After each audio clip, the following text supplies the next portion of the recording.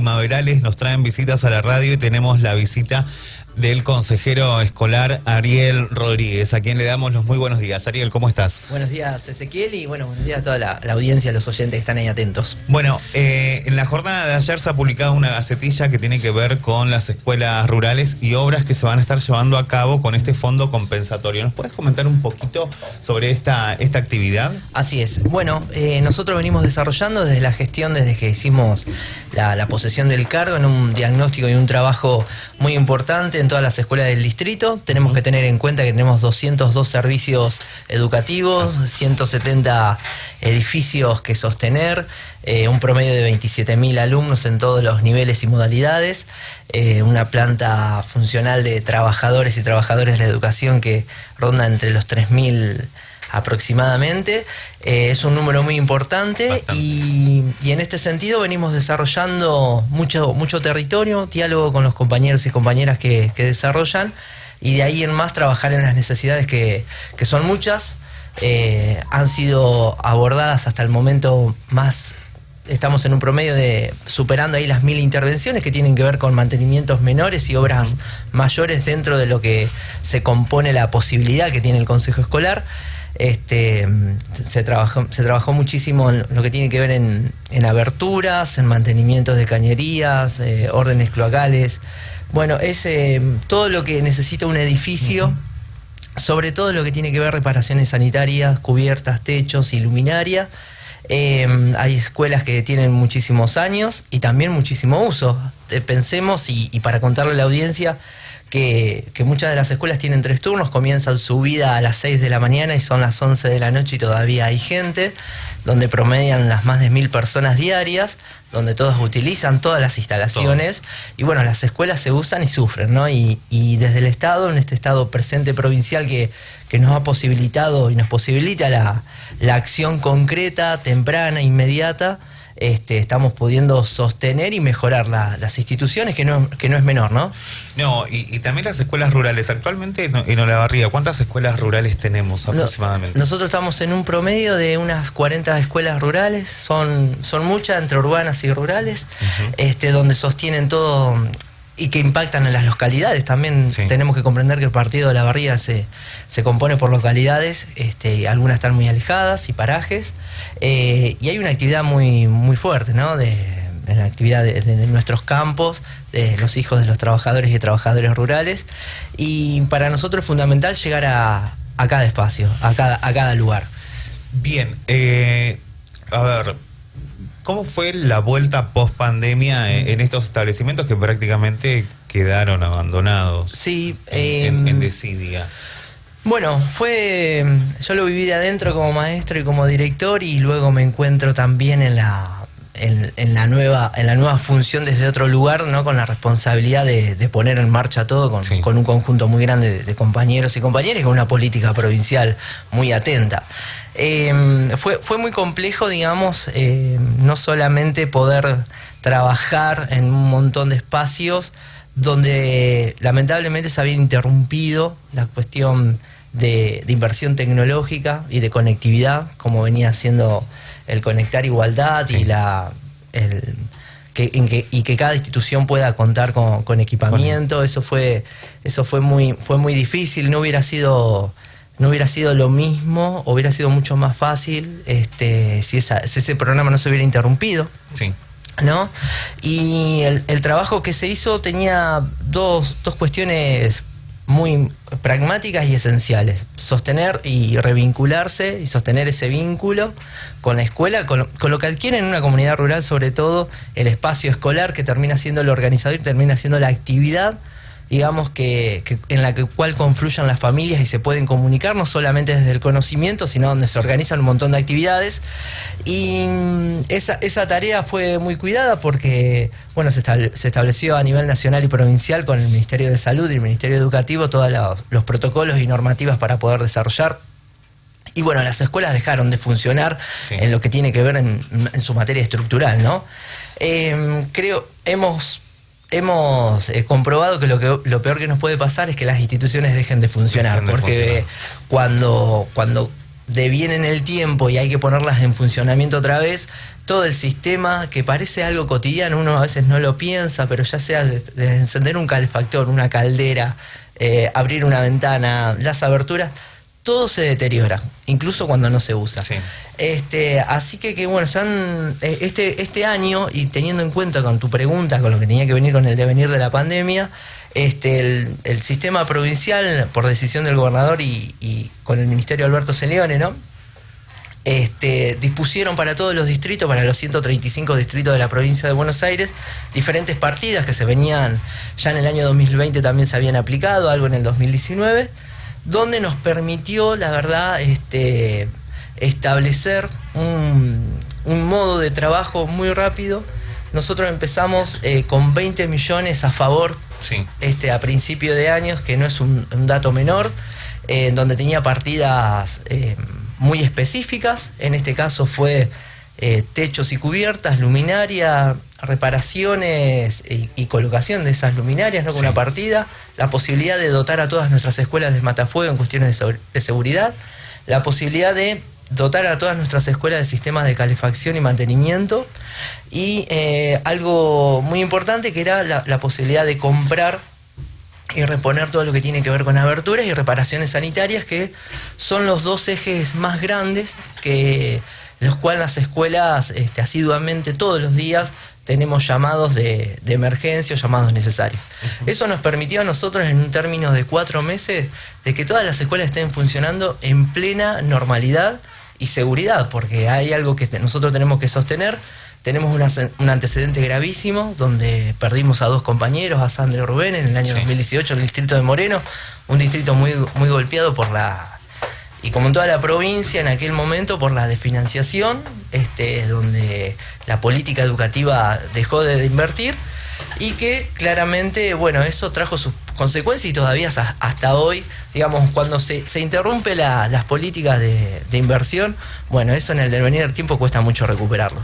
Hoy estamos en trabajo y nos falta. Nosotros, si hay algo que dice en nuestro espacio para comentarle a la audiencia, que nada nos conforma, nos preocupa. Tenemos en este momento, antes de venir a la radio, uno arranca muy temprano ya con los llamados y las peticiones y las necesidades, y en ese sentido estamos trabajando. Se han hecho relevamientos incluso hasta la semana pasada para ver si podemos generar nuevas partidas presupuestarias de la provincia de Buenos Aires, y bueno, eso por un lado nos enorgullece, y por otro lado nos pone muy atentos a seguir trabajando, seguir estimulando un modo de producción, un modo de crecimiento provincial y nacional, que tiene sus dificultades. Digamos, son 2 años de pandemia que no han sido gratuitos para nada, y mucho menos en las escuelas, ¿no? Me estás dando pie para hacerte la siguiente pregunta, Sí. porque si hablamos de pandemia sabemos que hubo un sector muy marginado que quedó fuera de la conectividad,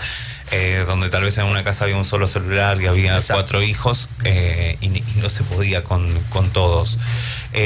Lo que sabemos que está en la agenda del día en educación, o es agregar la doble escolaridad, o agregar una 5ª hora más, o agregar un día más, el día sábado. Que lo del día sábado se viene como hablando desde hace muchos años, gestión de Scioli, por ejemplo, donde hubo muchísimos paros. Sí. ¿Cómo se va a poder implementar esto en lo que es la 7ª sección? O sea, más viniendo hacia lo que es el interior y no yendo tanto a lo que es la Cava y el AMBA. Bien, en ese aspecto nuestros jefes distritales, regionales, en toda la región 25, incluso en la 7ª, que son 2 divisiones diferentes, cómo se organiza en el nivel educativo, se han trabajado con relevamientos, es muy específico por cada escuela, en cada comunidad, qué matrícula, qué posibilidades de edilicia tiene esa escuela para poder sostener 1 hora más. Porque también hay cambios estructurales. Exacto. Por ejemplo, si vamos a lo que va a ser una escuela con doble escolaridad, sabes que hay un turno que lo omitís. Exacto. Hay escuelas, por ejemplo, para contarte, Ezequiel, y a toda la comunidad, que en un turno funciona la escuela primaria y en otro quizás una secundaria o un anexo.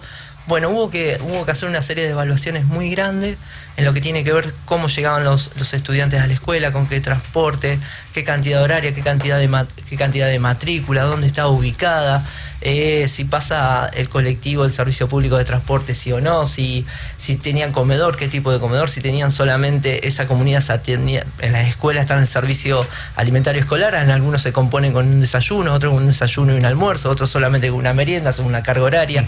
Bueno, una serie de evaluaciones muy grandes. En la ciudad se ha podido acercar la idea de 21 escuelas, entre las cuales 6 son urbanas y 15 rurales, donde puedan pasar a una quinta hora, a tener una hora más. Una hora más. Sí, y 3 a jornada completa, que quiere decir 8 horas, y no solamente 8 horas de las materias, de las áreas determinadas, conocidas universalmente, sino la complementación con el área artística, educación física, proyectos de investigación, donde también eso nos da una mirada integral de una escuela donde puedan nuestros niños, niñas y adolescentes puedan componerse de una mirada muy integral, más acabada, más completa y sumamente necesaria, digamos. No va a ser gratis, no es gratis, no ha sido gratuito lo que nos ha sucedido. Creo que hemos tenido en un momento de avanzada, hemos tenido una interrupción muy rápida donde deja secuelas, donde nos ha lastimado socialmente, en lo vincular. La escuela es una organización social de primera instancia en nuestro país, revalorizada, y es muy, muy importante. Todos hablamos de educación, sí, que nos importa, pero no hay duda que si no hay presupuesto no podemos avanzar. Esto implica mayores cantidades de trabajadores y trabajadoras de la educación al sistema público. Esto implica presupuesto, implica pensar en infraestructura, implica en un nuevo orden, organización, lo que tiene que ver con el transporte público, la organización familiar. Digo, todo se va haciendo de manera progresiva, adecuada, sin apurar ningún paso, tratando de organizar, preguntándole a la comunidad, digamos, y ha sido muy bienvenido. Yo creo que nuestro país, por excelencia, por la lucha docente, por la historia que tenemos, por el prestigio que tienen nuestras escuelas, suceden cosas maravillosas. En nuestras escuelas, hay que decirlo, muchas veces siempre se plantean en las cuestiones negativas o en sucesos de violencia o en aquellas cuestiones que no podemos estructuralmente todavía sostener, y sin embargo hay que decirle a la audiencia que suceden cosas maravillosas, que nuestros hijos, nuestros vecinos se completan, se complementan, construyen, y justamente en la pandemia la escuela fue un símbolo de la organización, puso en relieve la importancia en un momento que veníamos, además, antes de enfrentar una pandemia, donde se hablaban en los discursos quienes caían en la escuela pública, el desprestigio a los docentes, esa mirada negativa, hasta obscena, ¿no? Que lastimó también, muchísimo, ¿no? Lamentablemente el salario docente lleva años de pérdida, no de ganancias, sino de pérdidas conceptuales de salario, sí, donde también, digamos, hace una semana atrás, hubo perfeccionamiento ayer, pero hubo algunos docentes que en la jornada de ayer pusieron un paro también. Pero ahí creo que ir a lo que es la educación pública y la educación inicial, creo que está siendo una de las claves, porque muchos chicos tal vez quedaron como desfasados del grado en el que están y lo que tendrían que haber aprendido. Sí. Entonces ahí sabemos que hay ciertos exámenes que siempre son la tapa de diarios y nunca te van a poner lo positivo, siempre te van a poner lo negativo, donde hay chicos que sí o sí necesitan una atención, porque no es que no haya disponibilidad por los alumnos. Yo creo que sí, los docentes de ATR, ¿cómo fue ese vínculo, esa revinculación con los chicos, por ejemplo? Yo tuve la oportunidad de vivirlo desde adentro por haberme desempeñado como director y como maestro. Fue genial, lo recibimos con los brazos abiertos. Cuanto más personal tenemos, más capacidad de acción y de poder pensar y de comunicarnos y de trabajar colectivamente para algo que nosotros sabemos que el conocimiento y todo lo que adquiere una persona, un joven, un niño en una escuela es fundamental para el desarrollo de nuestra sociedad. Sí. Lo tenemos bien claro. Cuanto más personal tenemos, cuanto más personas con un proyecto común, lo podemos tener. Y eso es inversión y la hemos tenido. Yo me he hecho anoche leyendo y preparándome sino haciendo memoria, ¿no? Porque a veces pasa tan rápido, hablamos de una pandemia como si hubiese pasado hace 10 años y en realidad hace 2. ¿No? Y en el medio de todo eso pasaron un montón de programas. Yo leía el programa Acompañar, el programa ATR de verano, la incorporación del ATR con un acompañamiento de trayectoria, el programa Volver a la Escuela, el programa Forte de fortalecimiento educativo, digamos, todos programas de un Estado que estuvo muy atento y que por momentos parecía que iba corriendo como atrás de la zanahoria, pero por momentos equiparaba e iba para adelante. Hoy pensar en una quinta hora, pensar en escuelas de jornada completa, no solamente en Olavarría, sino en los 135 distritos y a nivel nacional, que a través del Ministerio de Nación de Educación y provincial se está trabajando y de manera progresiva, me parece una política educativa excepcional que quiere y piensa y que pone y sigue poniendo en primera instancia a un proyecto de país con una gran inversión en educación. Y vos mencionabas hace un ratito que algunos sectores organizados sindicalmente quizás intentaron hacer y llevaron adelante alguna medida de fuerza, algún paro por alguna disconformidad. Nosotros tenemos que decir que venimos de acuerdos paritarios casi bimestralmente. Un salario inicial de un maestro, de un docente que recién comienza sin antigüedad está promediando los 80.000 pesos, y nosotros sabemos que decimos, bueno, 4 horas, 80.000 pesos, la canasta básica puede estar lejos, pero estamos en progreso, digamos. Y nos llena de orgullo siempre pensar en que vamos a ir por más, digamos. En este sentido, para alguien que recién comienza, puede estar lejos, pero para alguien que ya tiene 5 o 6 años de antigüedad, 10, representa casi 100.000 pesos un solo cargo, y a lo cual nosotros sabemos que podemos profundizar, sabemos que hay una política educativa provincial que está llevando adelante el gobernador Axel Kicillof, el ministro de Nación, Jamie Persic, donde todo el tiempo se comunican a través de los consejos federales o las diferentes intervenciones o los marcos paritarios, escuchando a la sociedad, escuchando al sindicato, a los sindicatos, poniendo de relieve la necesidad de siempre tener mejores condiciones laborales. Las condiciones laborales en las que trascienden nuestras escuelas son en las que se aprenden también. Se está haciendo un gran esquema. Yo ayer leía, y uno mira hacia atrás, digo, 100 escuelas en 1000 días. Un gobernador de la provincia de Buenos Aires con todo en contra, y claramente decir, bueno, es suficiente, no, pero es un montón. En nuestro distrito se están construyendo, hace muy poquito se inauguró el Jardín 928 en el barrio Ahoma, se está construyendo el edificio de artes visuales, que está en progreso, que lo podemos... años de lucha. Años de lucha, y el año pasado había tenido una impronta, comenzamos fuertemente, nuestro distrito tiene un gran compromiso, nuestro espacio con la comunidad de artes visuales, hoy está funcionando, se está construyendo, lo estamos visitando semanalmente, no le perdemos ahí el ojo, queremos que el año que viene esa comunidad pueda comenzar en un nuevo edificio, dar una vuelta de página y seguir creciendo. Y también hay que decir, digamos, todas las escuelas o los proyectos de obra que bajan a través de la Intendencia, a través del municipio, que es el fondo educativo, ¿no? Una nación que redistribuye en las provincias, y a su vez las provincias automáticamente hacen llegar ese fondo, lo cual le da disponibilidad a la Intendencia de poder construir escuelas. Y eso tiene que ver con un proyecto de país, no solamente con una ciudad aislada, sino con fondos y arcas que se están redistribuyendo, y hay que decirlo, muchas veces nosotros caminamos e interpelamos o le damos visibilidad, decimos, bueno, esto tiene que ver no con Olavarría es una isla, sino que lo que produce Olavarría o lo que coparticipa vuelve y se tiene que invertir de una manera determinada. Y esa manera determinada se llevó a cabo a través de la Ley de Educación Nacional, donde se prevé un fondo educativo que coparticipa y llega a las diferentes provincias y ciudades, y hay que decirlo, ¿no? Y es una ley, y esa ley dice que hay que invertir en escuelas. Entonces, el dinero está, porque esa ley nos dice que hay que invertir en escuelas. Sí. Nuestro espacio la festeja. Jamás estaríamos en contra de...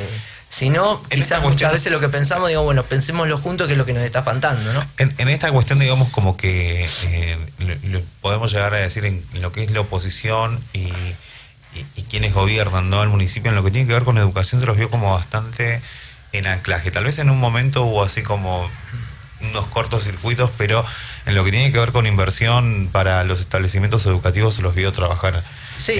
En conjunto. Sí, por eso te mencionaba, Ezequiel, que los educadores, los trabajadores de educación, quienes tenemos las responsabilidades institucionales importantes, uno festeja cada obra. Uh-huh. Siempre es bienvenida. A veces vemos, o es una opinión personal, incluso, o a veces colectiva, decimos, bueno, estamos en una contradicción con lo que pasa en Olavarría, con nuestro municipio, en el sentido de que sus jefes políticos, digamos, llámese Macri, Vidal, Patricia Bullrich, hace unos días nuevamente, hay un destrato a la docencia, un destrato al sector organizado de los trabajadores, a la escuela pública, que no se condice con un programa acá. Por eso yo establezco, digo, bueno, ese dinero se está invirtiendo, bienvenido sea, pero también porque hay una ley que dice hay una ley que lo dice. Que lo dice. Que lo están parando hay y que se cumpla. hay que ver qué pasaría, digamos, no quisiera pensar qué pasaría si esa ley no determinara esos fondos, ¿no? Disculpame que te interrumpa, ¿no? Sí, adelante. Consulta, pero siempre con la pregunta que me surge escuchando todo el relato. Yo digo, si se invierte tanto en educación, ¿por qué cada vez la educación es cada vez más pobre? Bueno, yo quizás puedo coincidir en tu pregunta, en tu preocupación de tu pregunta. En eso sí puedo coincidir. No considero de que sea más pobre, sino tenemos una multiplicidad de factores Hoy yo nombraba el programa Conectar Igualdad, un programa ejemplo a nivel latinoamericano, incluso a nivel mundial. El programa de que nuestros científicos diseñen esas compus, nuestros especialistas de nuestro país, que se fabriquen acá, que se redistribuyan, toda la mano de obra que eso genera, el movimiento científico. Bueno, eso se interrumpió, digamos, ¿no? Esas son decisiones políticas y así se interrumpieron un montón de cuestiones. Cuando yo pienso, digo, bueno, ¿qué implica estar 100 años con una deuda? ¿Qué implica depender de decisiones que en vez de tener más obra pública, más escuelas, más salarios, más dinámica social, más ciclo productivo, más pymes, más parques industriales, diferentes proyecciones económicas, digo, todo el desmantelamiento de un Estado presente, organizado, de un Estado que intervenga, cuando lo toma solamente el mercado solamente distribuye para un sector. Y todo ese impacto social, el impacto que tienen los sectores populares, las barriadas, implica en la vida diaria de un niño o una niña, implican en los factores de aprendizaje, yo he sido un maestro, como un montón de maestros y maestras, profes y un montón de personas que transitamos los lugares populares. Sí. Y muchas veces hemos tenido que atender la emergencia, y muchas veces tenemos que atender la familia que no tiene trabajo, que no tiene dónde bañarse. Eso pasa en nuestra ciudad. Quizás se desconoce, pero en nuestra ciudad, saliendo de las avenidas, todavía tenemos familias muy golpeadas. Olavarría no es sí es verdad que le impactan diferente las crisis por la estructura que tiene, por tener un impuesto a la piedra que no lo tiene ninguna de o muy poquitos, 2 o 3 distritos, ¿no? de la provincia de Buenos Aires. Ahora, lo que tenemos que entender que un proyecto educativo, un proyecto social se tiene que sostener, un proyecto de país que avance, que le importe sus trabajadores, que le importe sus empresas, que le importe sus industrias, que le importe la connotación de investigación y que eso vuelva. Pensaba hace muy poquito en el proceso de vacunación que se llevó adelante, donde muchas de esas vacunas empezaron a ser fabricadas, realizadas acá, digamos, ¿qué hubiera pasado? Todo eso tiene que ver con una mirada hacia adentro, de cómo podemos salir de las crisis. Uno desearía en esta democracia tan joven que la democracia no atente contra su propia gente, porque muchas veces las decisiones muchas veces el pueblo termina haciéndse daño, ¿no? No, ¿sabes por qué te preguntaba? Sí. Porque, a ver, con esta inflación que tenemos, que hoy es imposible, por ejemplo, el otro día hablábamos y lo tocábamos acá, lo trajimos a la mesa, de reponer una computadora. ¿Se entiende? O sea, estamos hablando de un sistema de conectarnos y hoy se te rompe el teléfono y ¿cómo haces para comprar un teléfono? Con lo que vale, con las cosas. A ver, es verdad lo que entonces decís. a veces yo entiendo la parte de política y defender todo, pero me parece que nos olvidamos que hace más de 30 años que se viene deteriorando el sistema educativo, cada vez peor. Yo, por ejemplo, hoy quiero ayudarle a un sobrino a hacer una cuenta y no sé cómo se hacen las cuentas hoy. ¿Se entiende? No es como el sistema educativo que teníamos. Vos te pasará como docente, que no, bajá acá, que poné allá, que este se va con él. La verdad que es muy difícil. Y creo que eso no depende ni de lo que pasó, ni de lo que pasó antes de lo que pasó, ni de lo que pasó. Venimos en un sistema deteriorado de hace muchos años y lamentablemente, repito, con esto también del tema de decir, bueno, tenemos una computadora y la tenés que renovar y es imposible. Te puedo asegurar que es imposible. Te lo puedo poner como un ejemplo personal. Tengo una radio online en casa y todos los programas me empezaron a decir, che, tenés que poner Windows 10. No, olvídate, no llego. Entonces, no depende solamente de a veces de cosas, sino que renovar lo que uno tiene como trabajador, como papá de un alumno, a veces te cuesta un montón decir reponer para seguir creciendo o proyectando para adelante, porque hoy la informática es inaccesible. Comparto contigo en tu premisa de que lo que nos está pasando hoy a nivel nacional con el proceso inflacionario. Nosotros como militantes políticos nunca negaríamos la realidad. Cuando yo te digo, sí, nos llena de orgullo hacer 1000 obras, redistribuir ese ingreso en mano de obra en un montón de familias y personas.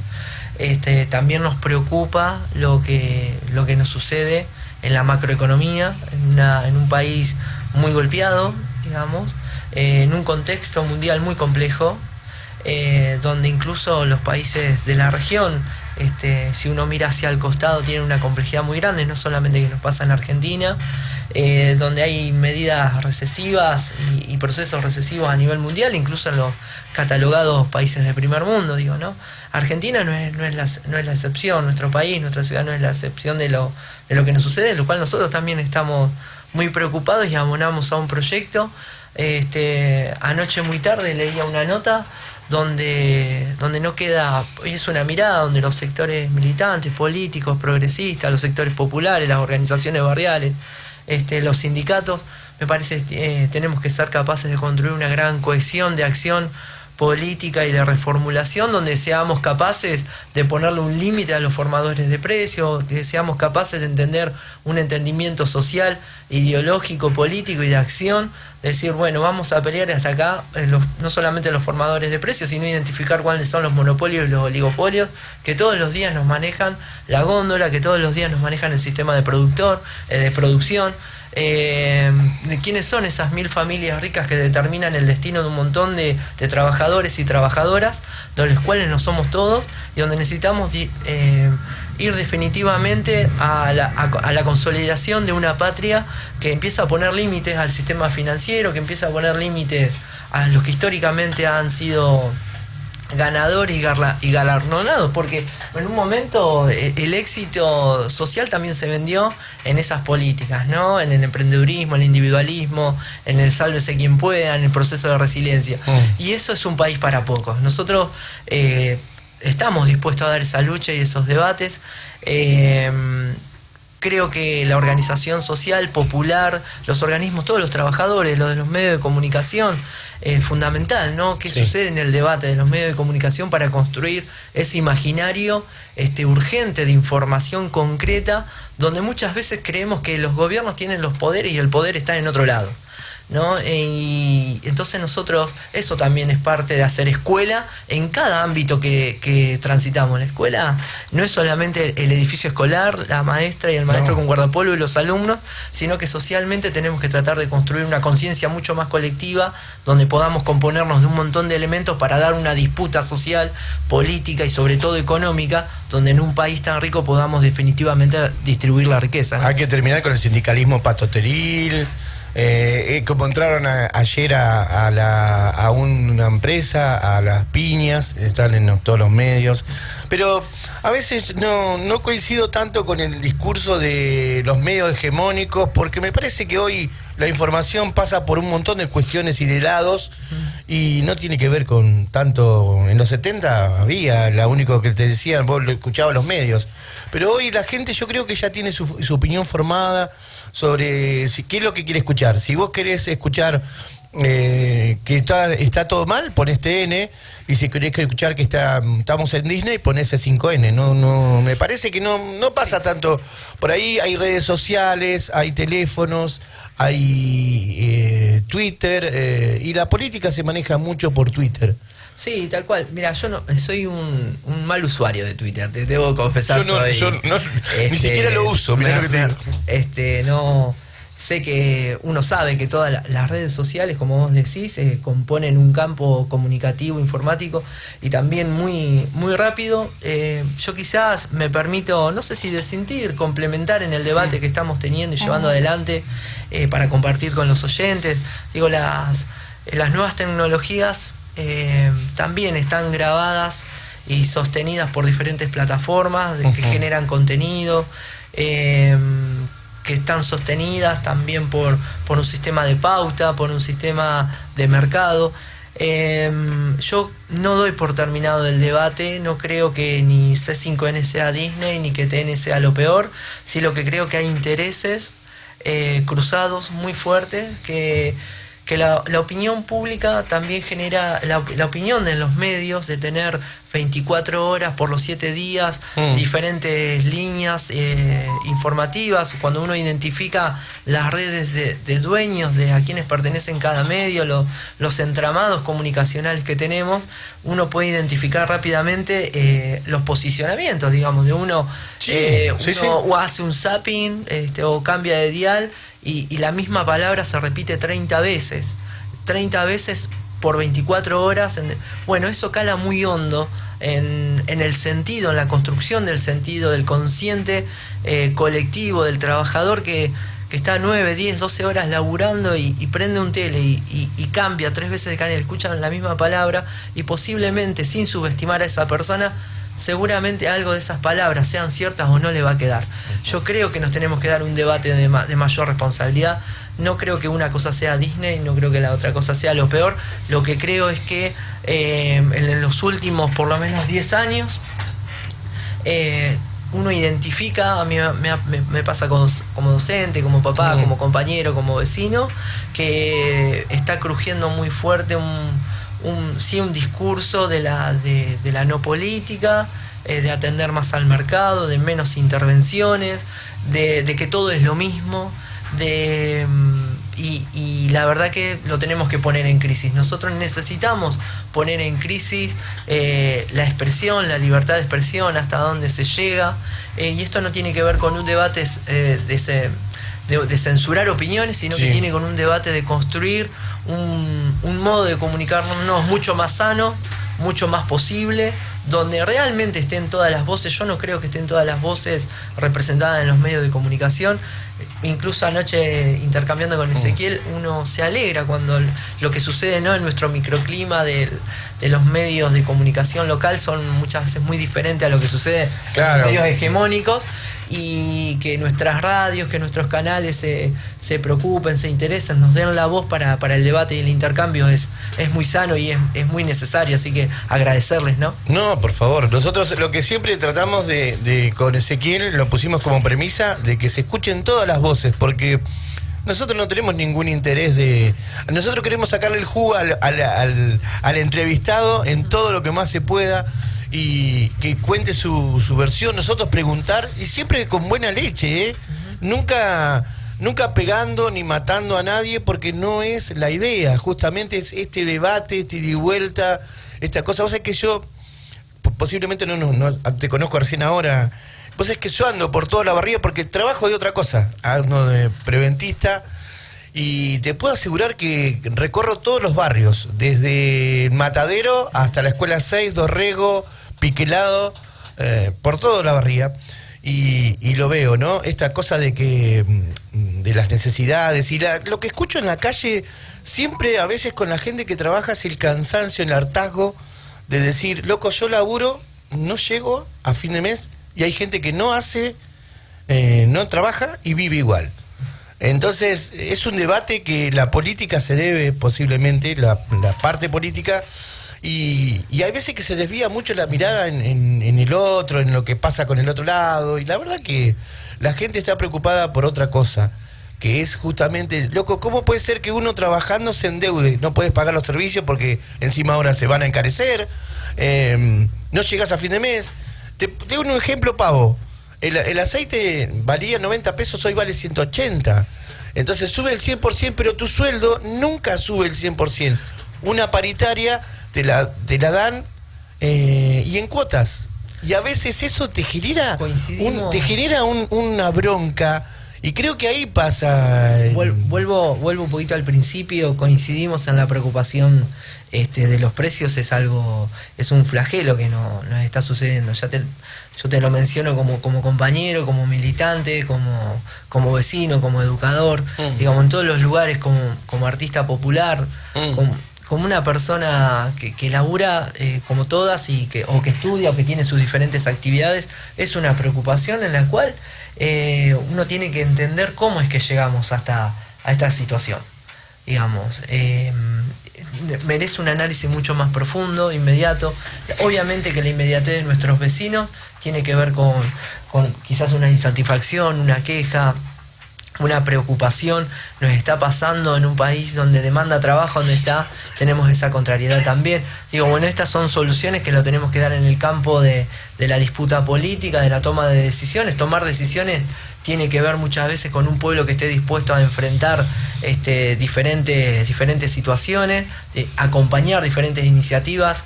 Yo creo que la correlación del poder popular a través de lo que se construye en la generación de sentido es muy importante. Digo, no podemos seguir trastabillando con diferentes situaciones. Y vos contabas hace un momento un poquito una idea que me llamó la atención a mí también y la comparto. Digo, bueno, decías, bueno, esta idea de que hay personas que viven sin trabajar. Yo no sé cuánto es el porcentaje, o bien lo sé porque formo parte de una organización política y social, digamos. Bueno, son construcciones también. Seguramente hay alguien que tiene la posibilidad o decide trabajar menos o vivir de una manera diferente.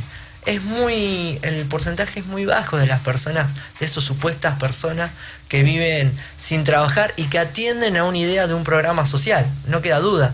Digo, hace poquito lo podíamos ver reflejado en una presentación de un distintivo, ¿no? Donde había un estereotipo, una forma de pensar, un pensamiento muy marcado, de escritura sobre un cartón, donde le faltaban palabras. Digo, hay toda una simbología muy importante de ese otro que a veces desconocemos, de ese otro que tiene una trayectoria de vida mucho más difícil a la nuestra, de ese otro que por diferentes decisiones a lo largo de este tiempo, de esta democracia joven que se ha tomado, no ha tenido la oportunidad.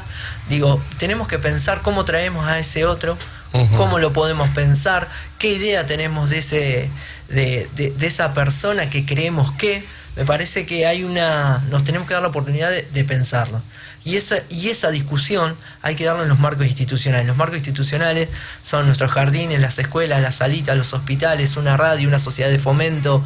Me parece que nosotros tenemos que generar la posibilidad de red del pensamiento de cuál es esa sociedad. No podemos seguir apuntando a ese otro de manera despectiva, con una mirada negativa, sino poder pensarnos qué es lo que nos está pasando en este marco de libertad y de construcción social, porque si no lo que terminamos haciendo es apretar un gatillo como quisieran apretar institucionalmente de una manera atroz, terrible, atentando contra una democracia. O sea, lo que se genera es más violencia. Nosotros lo que necesitamos generar son procesos de pensamiento y procesos políticos donde haya cada vez más inversión, donde haya más distribución de la riqueza y donde podamos tener cada vez un grado de institucionalidad mucho más responsable, ¿no?